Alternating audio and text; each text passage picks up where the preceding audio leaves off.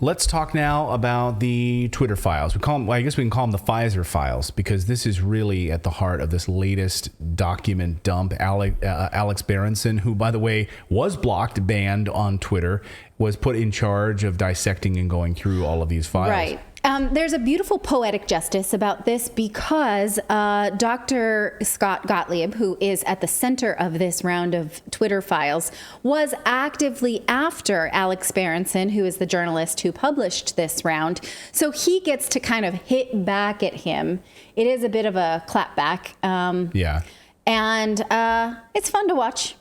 A little bit. I'm going to say it's fun. Because you get to see someone being such a baby about it, right? You get to see Dr. Scott Gottlieb, who is was on the air like every morning. I just saw him the other day, like on MSNBC in the morning. Like he's on Morning Joe. He's on the CNBC talk shows, like every morning pushing Pfizer vaccines. But acting like we should not have a personal response to what he's doing. So we're going to show you what he's been up to, and whether or not you think it's fair game to have a personal response to him acting in his own self-interest during the rollout of the COVID vaccine. So it has to do again with Dr. Scott Gottlieb. Here is his Twitter account. He is a Pfizer director, former FDA commissioner, and CNBC contributor, and he was actively pressuring Twitter to remove information that might negatively influence public perception of the COVID vaccine. Now, first of all, I don't like this bio. Can we just leave it up for a second? Can we put it back? Oh, his Twitter bio? Yeah. Senior fellow? Okay. Now, these are a lot of conflicting jobs. We should inherently be suspect of someone who was the FDA commissioner, but now on the board of Pfizer, who is a contributor to a major media outlet. Now, I too was once a CNBC contributor. I worked as more of a reporter than someone who was speaking on behalf of a company or an industry. But when I appeared on air, I was asked to disclose my own investments and conflicts so that they could put it on my own contributor page. So for instance, they asked, do you have stock in any of the companies that you've done your first report in? And I said, well, we have an exchange traded fund with some of these stocks.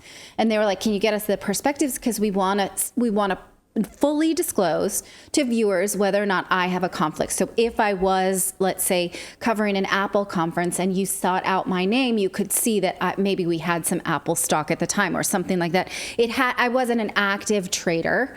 I wasn't speaking on behalf of Apple in order to influence my stock.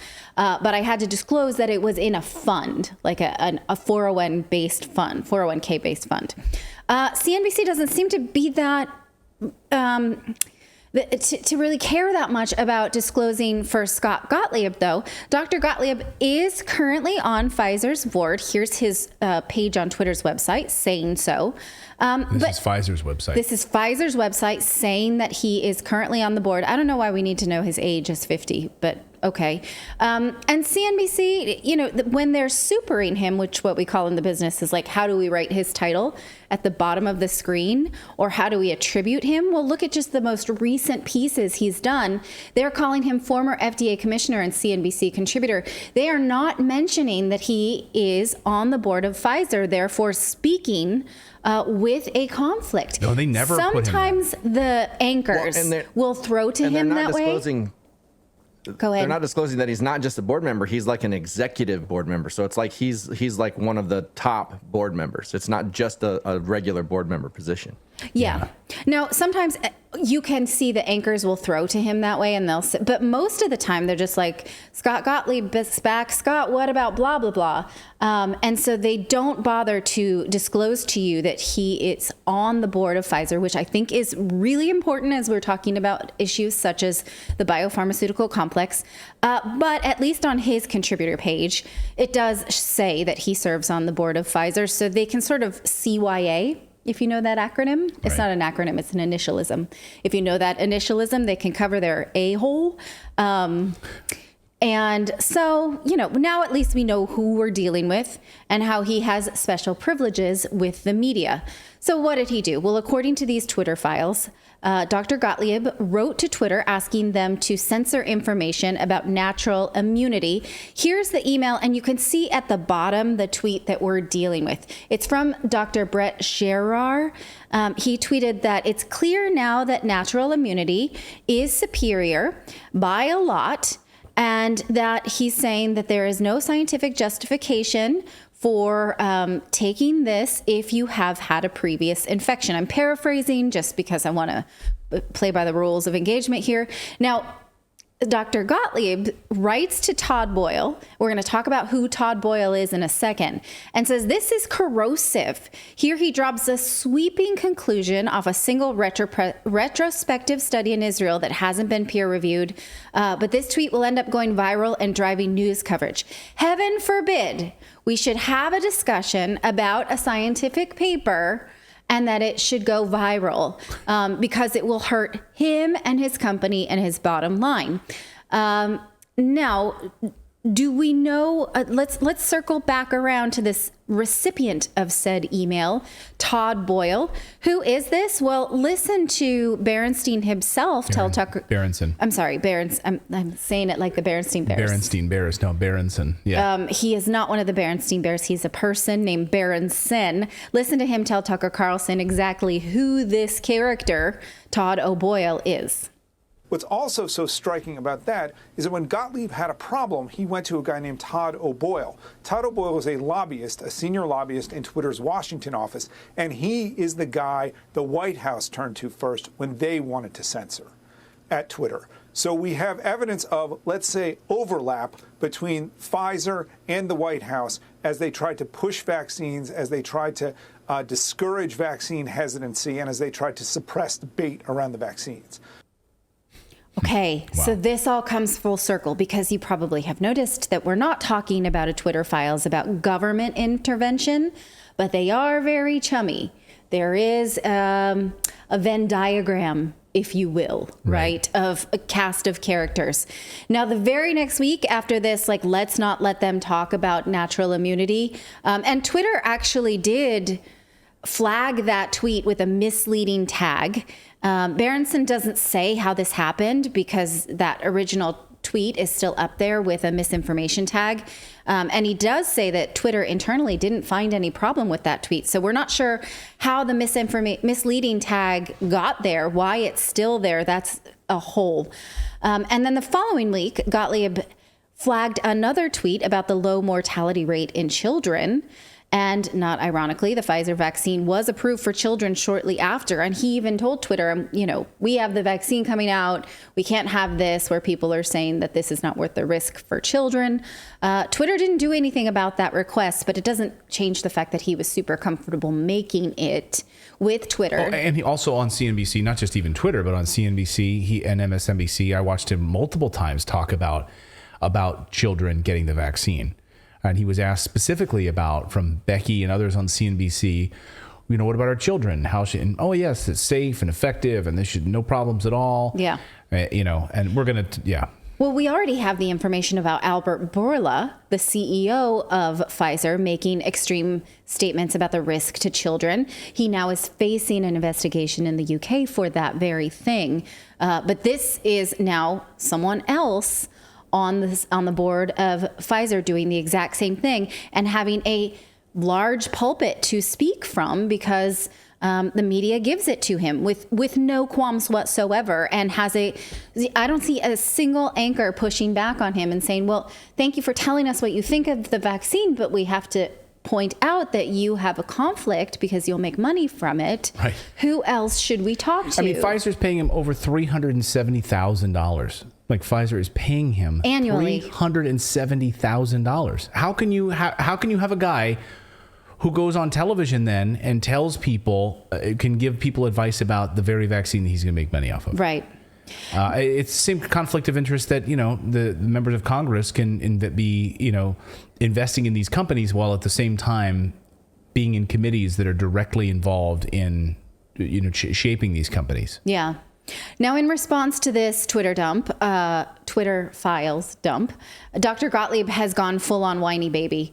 Here is his response. I can't show you all of it because some of it I think would be containing hate speech, but I am going to show you his Twitter handle and you could seek it out himself. Basically, his response is like, you shouldn't be picking on me personally.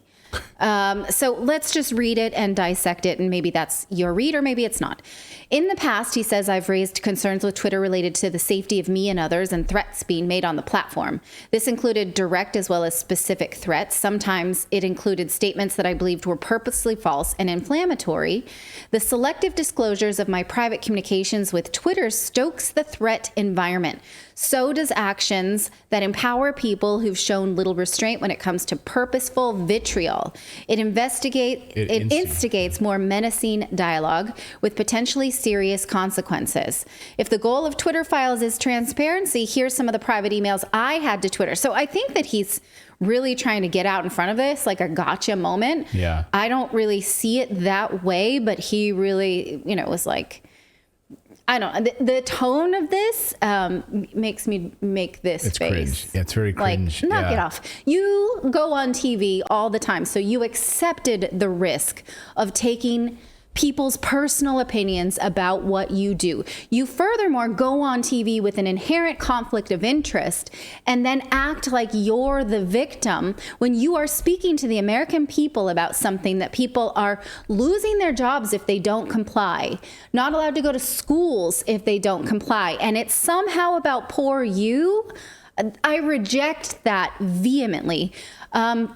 So he posts some emails where he's saying this person is doxing me and I've given, this information over to my wife, although he posted this himself. And so he doxed himself by giving away his email address here.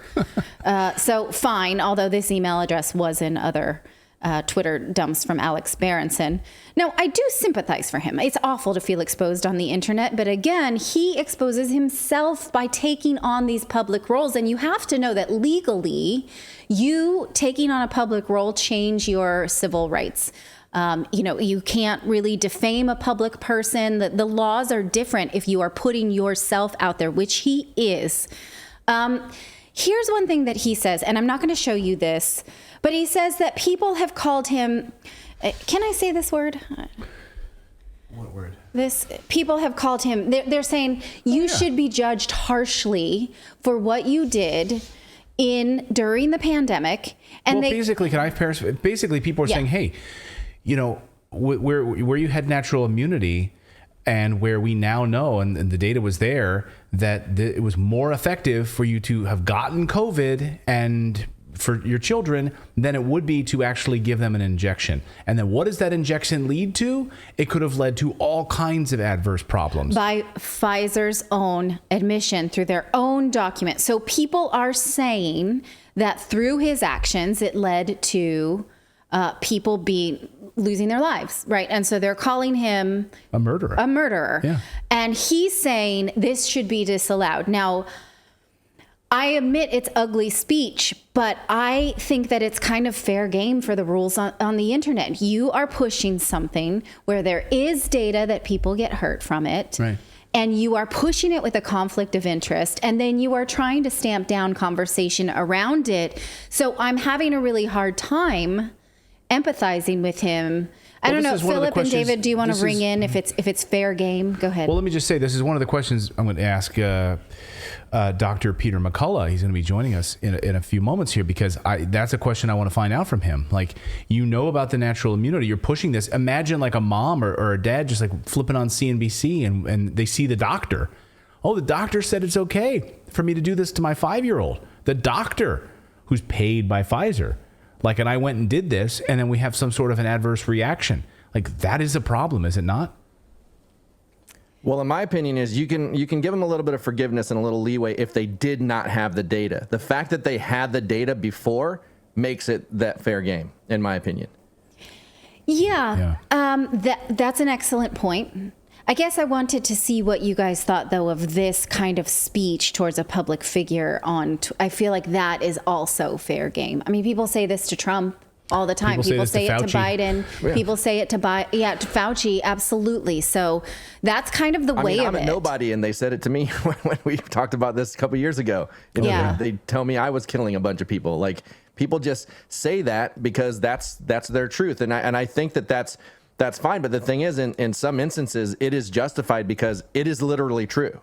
Yeah. I mean, I've gotten death threats here on the show. People have written us. I mean, say, how dare you, tell the truth about the war? Like, I mean, it's crazy. So, I mean, it happens all day long. You put yourself out there. Yeah. He's not afraid. He's literally on CNBC like every morning. Like every freaking morning, the guy is on TV. He loves being on TV. So he's constantly there. He's on the board of Pfizer. He's the former FDA. He has a new book. So now he's even got a new book. He's on he's promoting about the pandemic. So that's the next thing that he's out there promoting right now this past week. Every time they introduce him, they're like, Scott Gottlieb, the author of the brand new book about vaccines and the pandemic and whatever the hell it is. So he's out there. Yeah. So having Gottlieb, though, be the subject of these Twitter files by Berenson is, like I said, poetic justice, since Berenson had previously disclosed that Gottlieb was one of the people behind getting Berenson himself banned from Twitter in 2021. Here are the emails. Berenson wrote this about Dr. Anthony Fauci, and it was a critical article, and Scott Gottlieb forwarded it to, I think, again, O'Boyle at Twitter and said, this is what's promoted on Twitter. This is why Tony needs security detail. In this article, Alex Berenson doesn't threaten Dr. Fauci at all. He is just highly critical of his actions up to this point. Look at the email. It's August of 2021.